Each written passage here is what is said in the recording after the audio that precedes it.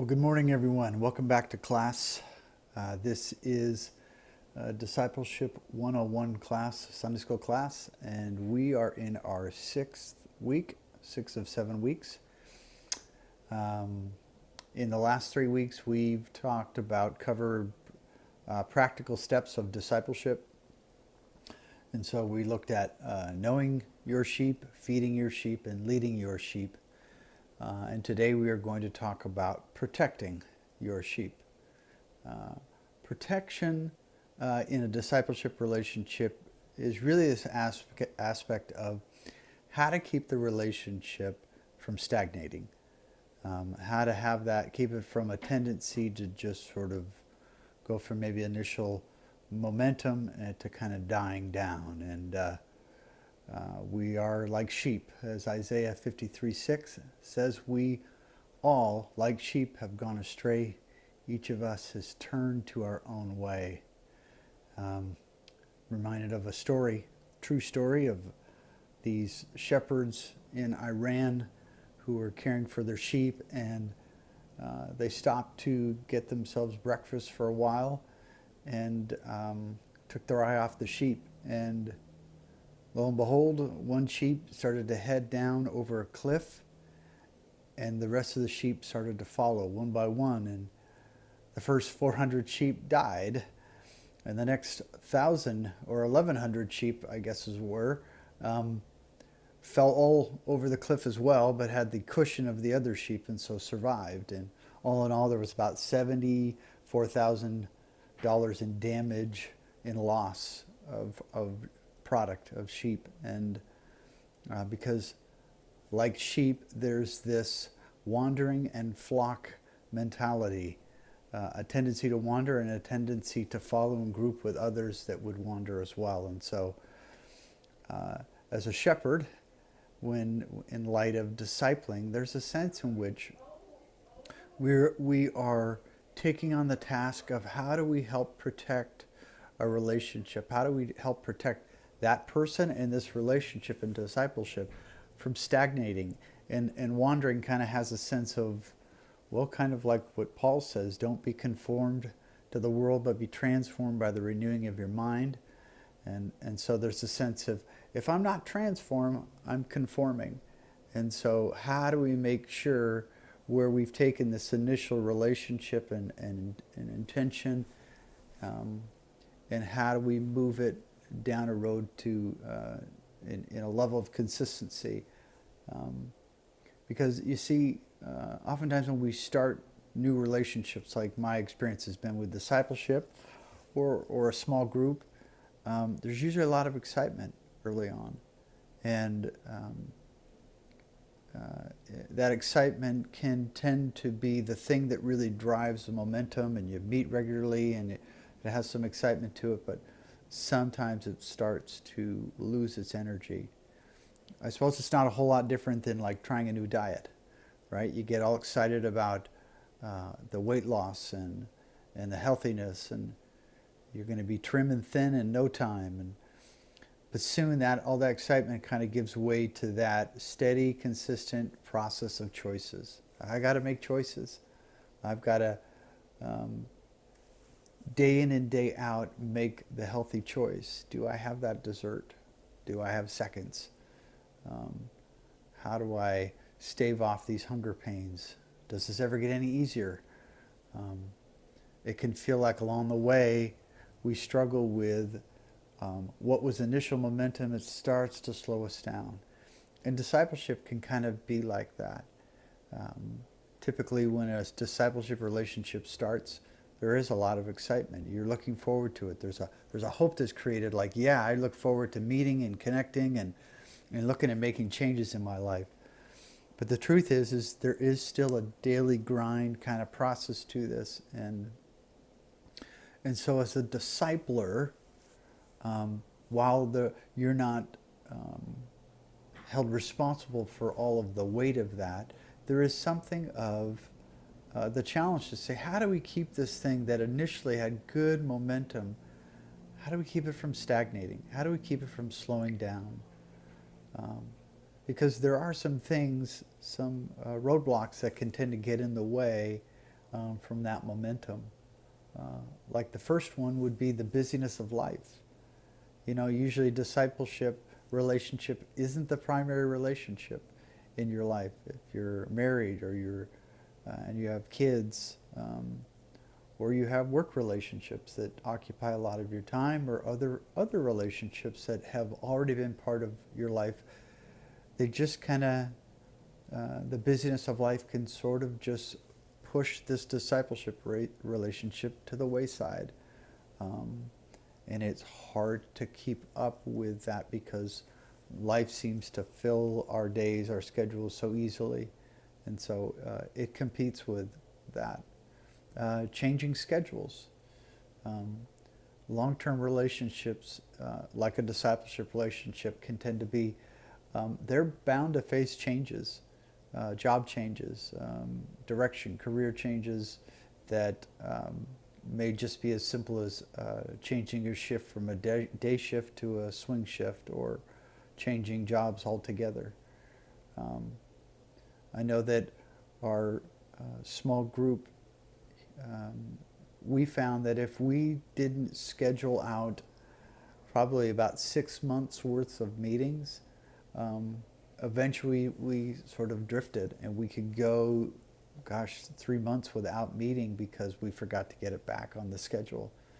And so we realized that in order to maintain, in order to maintain meeting and staying consistent even as small groups, we needed to schedule out that time. Lack of compelling challenges. Sometimes a discipleship group can, whether it's a group of a few people or just a one-on-one kind of situation, sometimes they can just become so routine, they're kind of complacent. And the truth is we tend to be inspired and motivated by progress, by improvement. And so in order to have improvement, we usually need challenges, because our tendency to wander is sometimes wandering is just sort of going toward the path of least resistance, something that doesn't take too much work. And then a fourth impediment to growth or movement can be the lack of follow through, whether it's on homework or a commitment to something in the process. Not completing assigned reading, or failing to follow up on a conversation you agreed to have with your spouse, waiting to the last minute to complete Bible study. They're energy zappers. And here's the thing, is when one person starts to lack a level of the commitment to the group or to that relationship, it's kind of like a slow leak in a tire. You can drive on it for a while, but eventually it's going to flatten out altogether, and you are going to be stuck on the side of the road, and the relationship's not really going to be able to move forward too well. And so those are just four of perhaps a myriad of other possible roadblocks to good discipleship. And again, discipleship is not simply just a one-on-one relationship. It can be that, but even in groups, our small groups are a form of discipleship as well. And so there are so many different ways that sort of life can have things that are just in themselves not bad, may be neutral, but they can in some ways get in the way. And so protecting the relationship, protecting sheep, needs two things to it. It needs to have a balance of routine and risk. Routine and risk. Whether it is our small groups or a one-on-one discipleship, you need both. So routine is that consistency of meeting regularly, of going through routine, whether it's a Bible study that you're working through, whether it's certain categories in your life personally that you're making assessment, kind of charting, as it were, your progress and movement. Having routine really creates expectations, and it builds trust. We need those expectations. We all really kind of thrive on routine. It's true in kids. We do it with our parenting. We need to have routines for our kids. Infants need that, need a routine of their wake, sleep, feeding cycle. Little kids need that to build in so that they know what to expect. And us as adults, we need it also. Routine gives us that sense of stability that we need. And it's from routine that you build growth, because when you're first working with somebody, I think I had mentioned it in the third week, getting to know somebody says, I need to kind of know their baseline. Where are they now? And in reading the Word or studying it or memorizing, or where do they build in some spiritual disciplines in their walk of faith? And so we need to know that, and so routine helps build something of that. And routine, the consistency, the reliability that says, if you, for the disciple to know that you as a discipler are going to meet with them and be consistent and reliable, it opens the door to vulnerability. And so routine is really a bedrock piece to this. But then risk is also part of it. We need it. It keeps us from getting bogged down. Risk, in a lot of ways, is living out God's adventure. There's an adventure element of our faith, and the whole process is adventure. But risk, you don't have adventure without some level of risk, I guess is what I'm saying there. And risk offers us opportunities to experience God's protection and His grace. We know we're protected, but in times when we're risking, when we're talking to somebody that maybe we're not real friendly with, or perhaps it's a complete stranger, or you're asked to do something that's out of your comfort zone, it will inevitably bring a sense of vulnerability, and I may not do this well, and so I'm really relying on God for that. And so good discipleship has a mix of routine and risk. If there's only routine, complacency will kind of inevitably set in, and boredom, and then you kind of take the relationship for granted.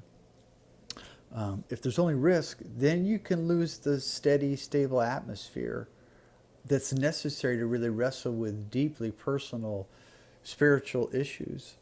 You need to have routine. That you can't have a vulnerable conversation and not meet again for 3 or 4 weeks or a month later and feel like you can really keep that momentum and trust and movement going. And so really they're both important. And so I want to just look at 10 ways that can help us get a sense of protecting sheep, how to protect our sheep. This is not an exhaustive list.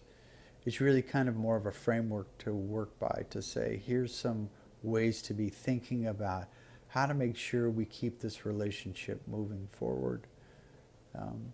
Because really discipleship has a sense of not just connecting and being honest and real, but there's a multiplicity to it.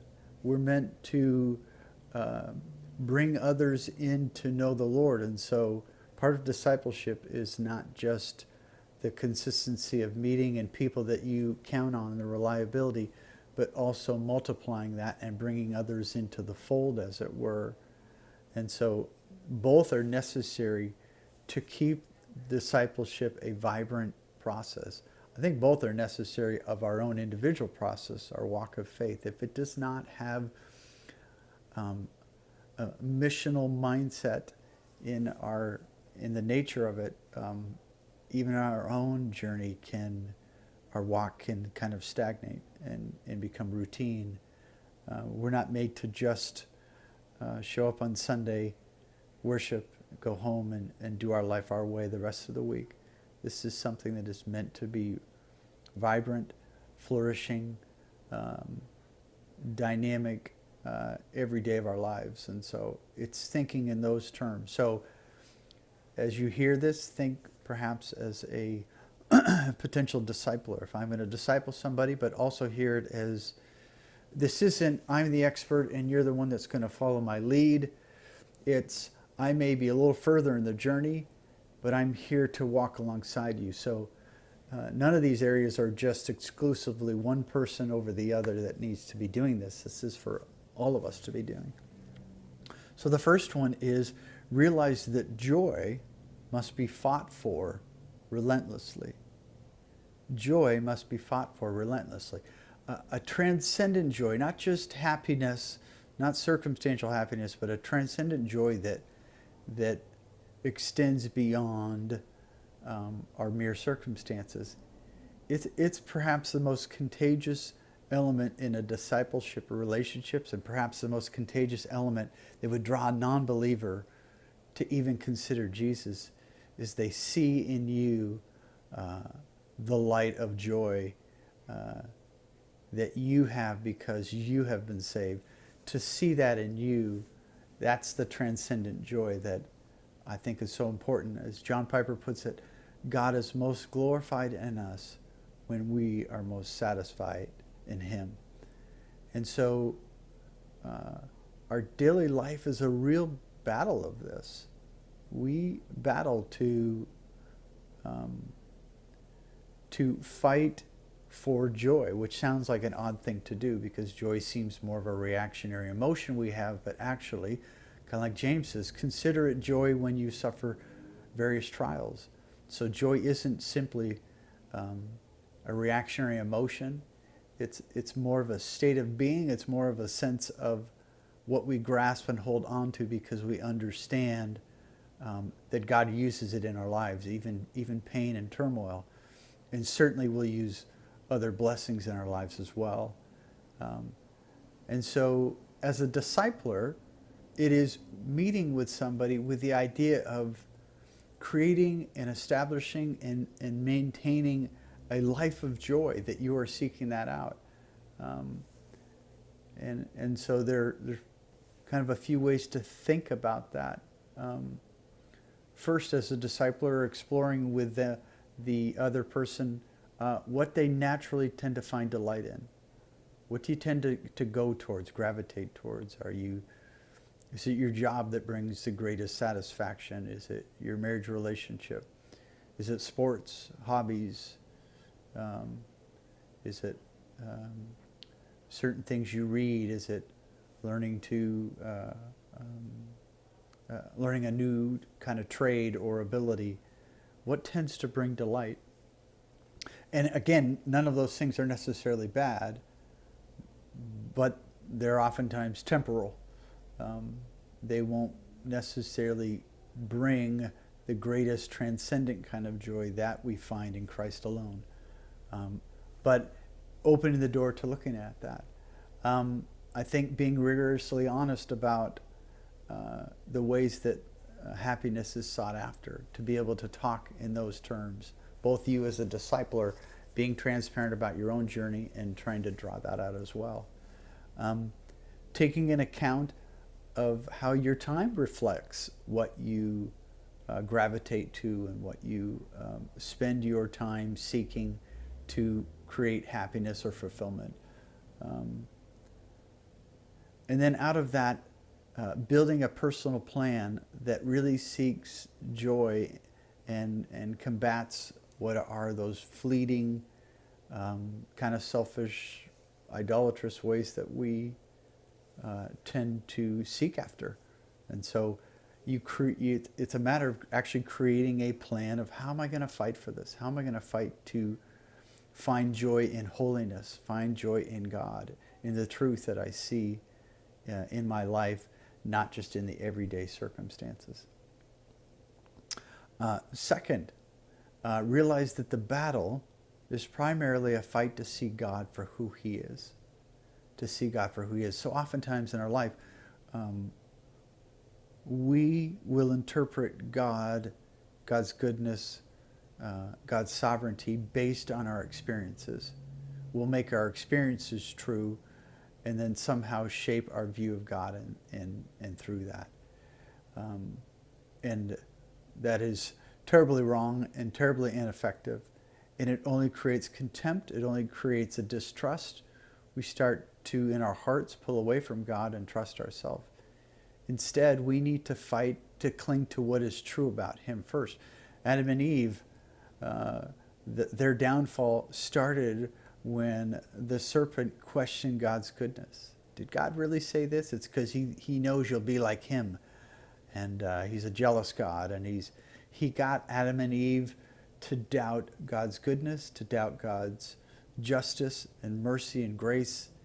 And the rest is history, as it were. And so our tendency, our sinful tendency, is to define delight in things of sin, things other than God. And so learning to fight against that and is sort of a primary fight. So making that a focus, making that an overall focus as you meet with somebody. And again, it is a battle, it's a fight. The relationship starts with excitement and hope, but know that there's a daily grind, routine kind of fight to it. As part of that, it kind of brings us to the third point. We need to resolve to attack all known sin in our life. We need to resolve to attack all known sin in our life. Pastor Clay, who is going to be ending our Sunday school class next week, will kind of get into more about some of this. But to say it, to think in terms of a discipler with a disciplee, that it's important to sort of take sin in the general sense of sin and make it tangible. Like, look at, how am I sinning? How am I jealous? How am I envious? Am I a gossip in ways, or a slanderer? Do I have contempt, bitterness? How does that show up? Am I lazy? Where am I prideful? And so it's not enough to just know I'm a sinner or that I fight this fleshly tendency. To be thinking more in terms of creating a list of the ways that it shows up. It's a practical way of being able to look at it and to fight it. Fourth, when studying the Word, make it a point of emphasis to seek to ask good questions more than just to try to find good answers. The Bible's filled with answers, but I think at times, far too often, too many of us read the Bible with the hope of getting a quick nugget out of it that will be able to carry throughout my day. And while that's valuable, and I'm not wanting to critique even 5 minutes of studying as though it's not of value, I think it is. Any reading, you could read one verse, one sentence, and if you were to let it sink in, it's of great value. But I'm talking about how to practice engaging with the Word and what that should look like. And I think of the passage in Proverbs chapter 2, the first 5 verses. I want to look at those and give you a sense here of, imagine that our study should be something like this level of engagement. It says, this is Proverbs chapter 2, verses 1 through 5. My son, if you accept my words and store up my commands within you, turning your ear to wisdom and applying your heart to understanding. Indeed, if you call out for insight and cry aloud for understanding, and if you look for it as for silver and search for it as for hidden treasure, then you will understand the fear of the Lord and find the knowledge of God. So let's look at this for a second. My son, if you accept my words. So there's an embracing of what is true. Anytime we read the Word, really, it seems like a simple enough foregone conclusion, but we have to embrace it as truth. I just said a little bit earlier that we have to see God for who He is. Well, the way we see God for who He is, the greatest staple of that is His Word. It's true. It's true more than maybe our experiences are true, right? Sometimes we experience something and it seems contrary to what the Word says. Grasp the Word. So all good Bible study starts with, it's true. Even if I don't understand or I don't comprehend it all, I can count on it being true. Second, I need to store it within me. And I'll talk in a little bit about that idea of memorization. I would say storing it within me says just that. I store it in my memory bank. And how do I do that? Well, memorization is really the greatest way. Some people can kind of have photographic memory and they can read and remember it quickly. Most of us, even if we have some of that, most of us, if not all of us, really need to memorize, which is usually reading and repetition and quoting it to ourselves or saying it to a friend or spouse over and over again till it is ingrained in our mind and we can remember it. I had memorized the first chapter of Romans years ago, and while I can't say it word for word perfect, I still remember a lot of it and kind of how a lot of it goes. And so it's fascinating how when we commit it to memory, it can really store in us for a long time. Third, turning our ear to wisdom. So kind of think in terms of turning your ear says, I'm intently going to listen for, like if there's a lot of noise going on and you need to hear somebody, you're at a party and it's a lot of people are chatting, you kind of turn your ear in a little bit more because like, I really want to listen to you. So it's the sense of I'm going to listen intently to what's being said here. So it's having a heart that wants to do that and applying our heart to understanding. It's one thing to simply try to understand a concept. It's another thing to say, my heart wants to grab a hold of and grip onto and cling to what is true here so that it affects me. So this isn't a matter of just I'm gaining information. I want this to be transformationally changing me as I study and wrestle with it. That's the kind of applying the heart. Indeed, if you call out for insight. So now it's kind of an interactive process.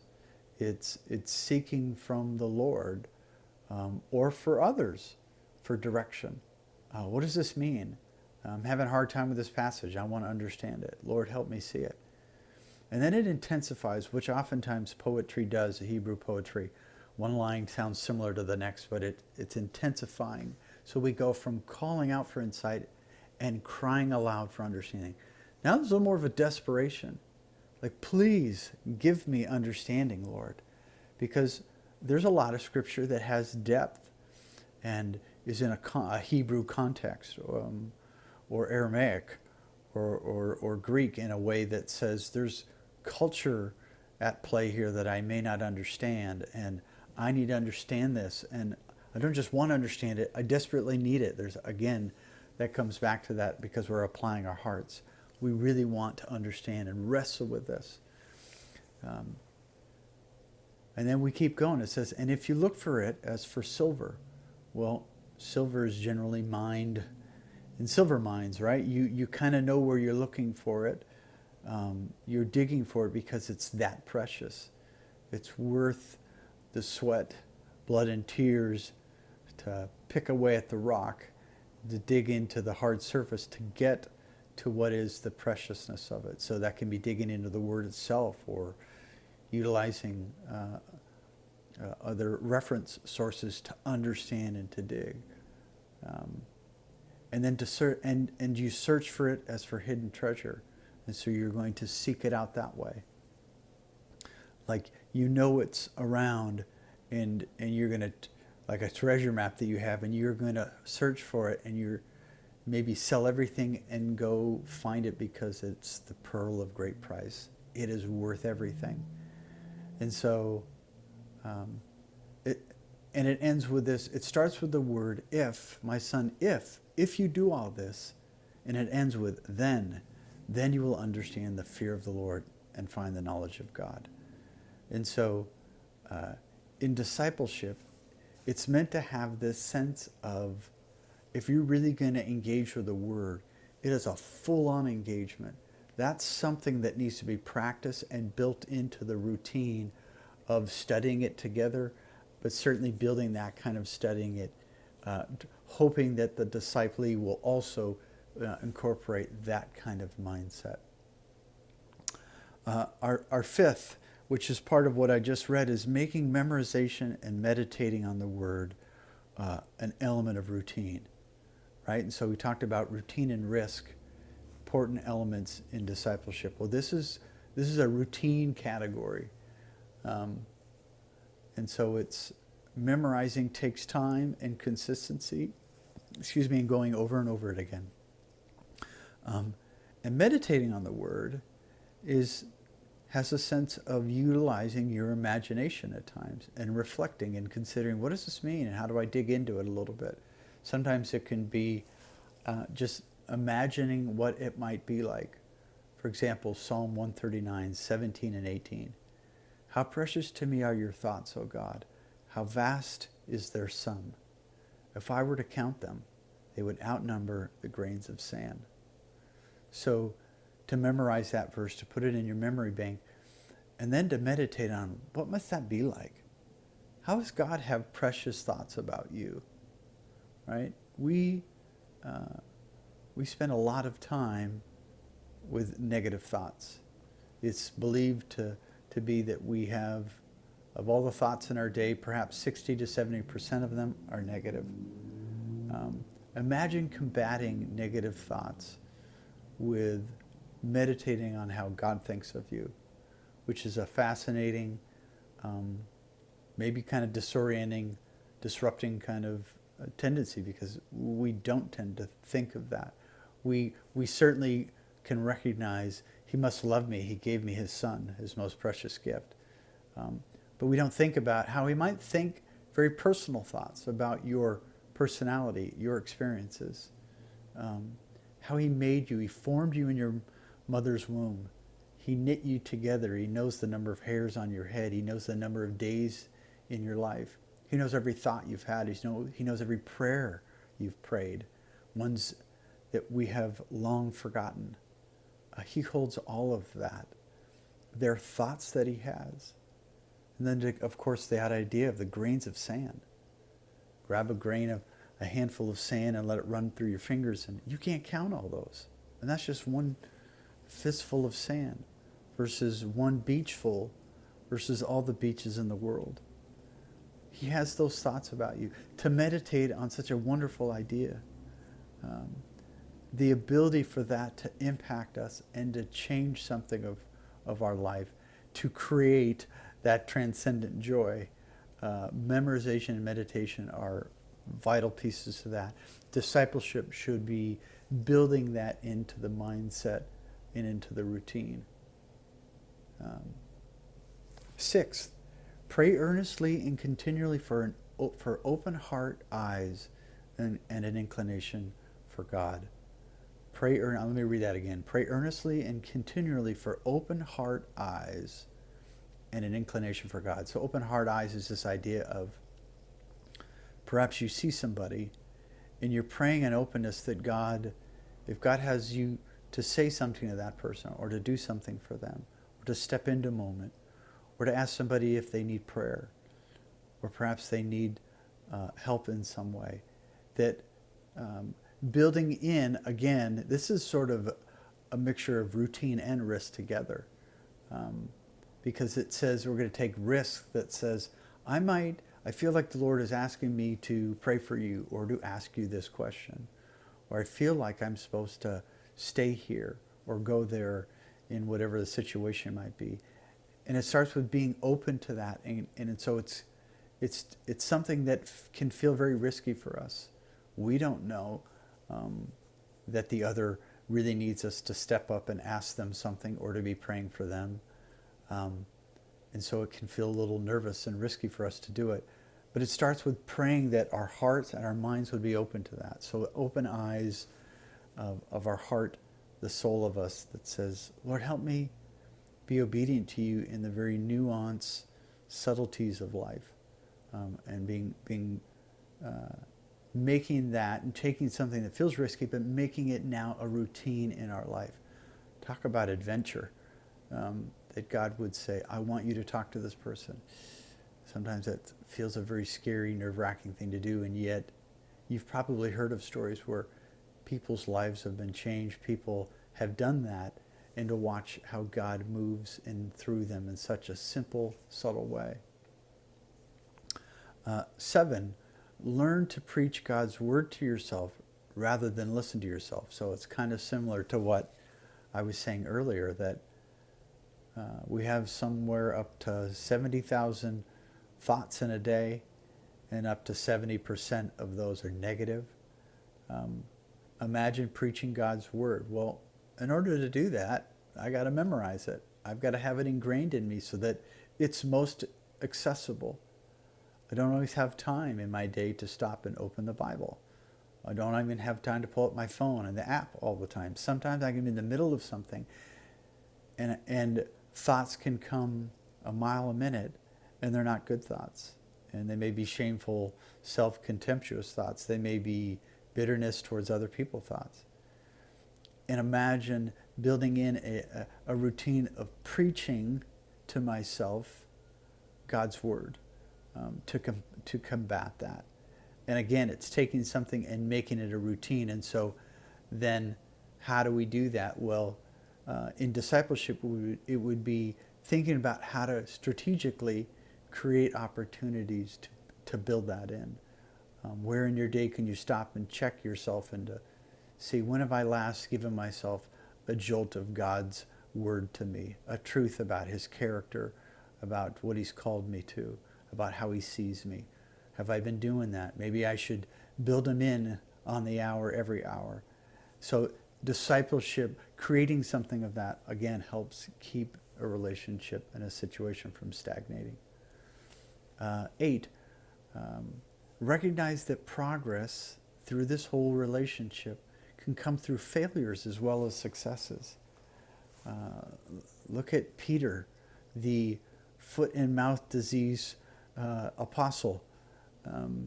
There may not be a better example of someone who has in various ways had failures, and yet Jesus gave them the name Peter, the rock on which he was going to build his church. Fascinating, wonderful restoration that comes through failure, starts with failure. Which of our lives, who of us does not have failure? And who of us have not seen something of God's restorative work through our failure, not just around it, that he utilizes it? And so as a discipler, as you meet with somebody, building in, having mindset that says God doesn't waste anything in our life. Even our struggles can be something that God uses to grow us into Christ-like character. It's not like we should go seeking out ways to fail. Don't really think that's going to be an issue anyways. But also as a discipler, not to be discouraged by the fact that failure at times happens. That in some ways failure is necessary, and or perhaps a level of futility has to happen before a deeper level of transformation happens in the heart of the other, necessary for real growth. Number 9, that everything about our life should be incorporated into the discipleship process, right? Whatever we do, whatever we eat or drink, or in everything we do it for the glory of God. And so God is sovereign in the minute details of our lives, and so we should be considering how he is involved in every aspect. And so one of the things with discipleship would be create categories to sort of assess kind of a direction you're going to go and a way to assess progress. Relational categories, your marriage, parenting, friendships. How is God going to be center of those, and where and how can you work on them? Employment, time management, financial decisions, how you serve, stewardship with your time and talents and treasures.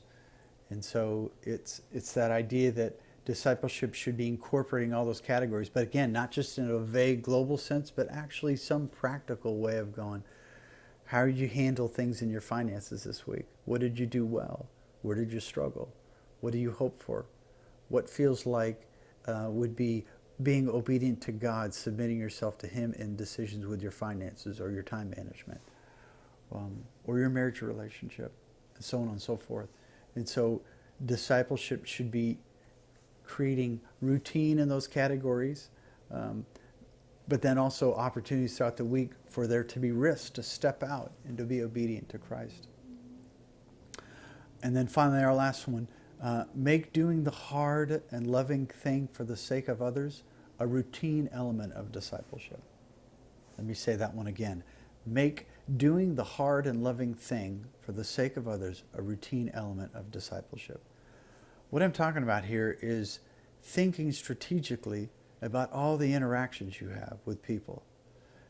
Perhaps it's that difficult neighbor you don't really like interacting with, and because when you talk to them, they can just take up your time and go on for 45 minutes to an hour telling you a story that really may feel pretty insignificant, and you feel like, I really need to mow my lawn or get going on something in the house or anything to not just sit here and listen to this. And yet, God has you there, and God has them there.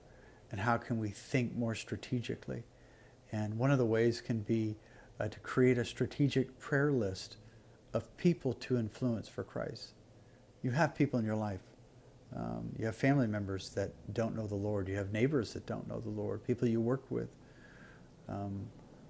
People you stop by at the coffee shop or the bank, wherever, that you have people and places in your life that that you know don't know the Lord. And how can you be praying for them?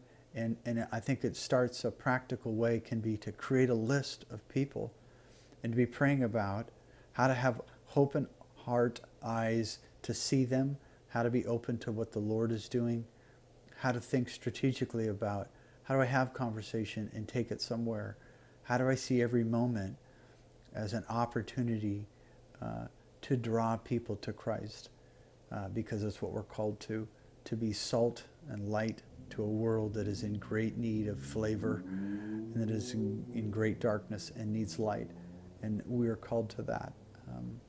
And so that completes our list. That completes our 10 ways to consider how to practically help protect this relationship and to keep moving forward with the stability of routine, but with the dynamic excitement of risk, and how to move forward in those categories.